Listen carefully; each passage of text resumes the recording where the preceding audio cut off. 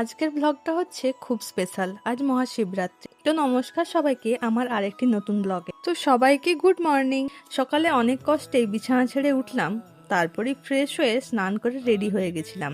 আর আজকে আমার লুকটা কেমন লাগছে অবশ্যই কমেন্টে জানিও। কাজের জায়গায় ঠিকই থাকি, কিন্তু ঘরে এলে দুনিয়ার আলসেমি আমার মধ্যে ভর করে। এখানে ঘুম থেকে উঠতে লেট হবেই আমার। তো যাই হোক, সব পুজোর সাজ রেডি করে আমি প্রথমে বাড়ির পুজোটা করে নিলাম, তারপরে আমি বেরিয়ে পড়লাম মন্দিরের উদ্দেশ্যে পুজোর জন্য।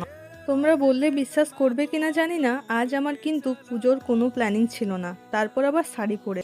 বাট মহাদেবের ইচ্ছাতেই হয়তো সব হয়ে গেল। আসলে প্ল্যানিং করে না কিছু হয় না, যেটা যেদিন হয় সেটা উনি আগে থেকেই লিখে রেখেছেন। তো তোমরা কে কে মহাদেবের পুজো করলে অবশ্যই কমেন্টে জানিও। আর এদিকে আমি না খেয়েই চলে গেছিলাম দিদির বাড়ি, কারণ জিজুর হাত পুড়ে গেছে, সেটাই ড্রেসিং করতে। মাও আমার সাথে যাচ্ছিল। তো আজকে হাতের অবস্থা অনেকটাই ঠিক ছিল। যাই হোক, সময় তো লাগবে। আর এদিকে দেখো, ভুলোর সকাল থেকে খালি খাওয়া আর ঘুমানো ছাড়া আর কোনো কাজ নেই। তারপর আমি একটু খাওয়া দাওয়া করে নিলাম। তো আজকের মতো ব্লগটা এখানেই শেষ করছি। দেখা হচ্ছে পরের ব্লগে। টাটা।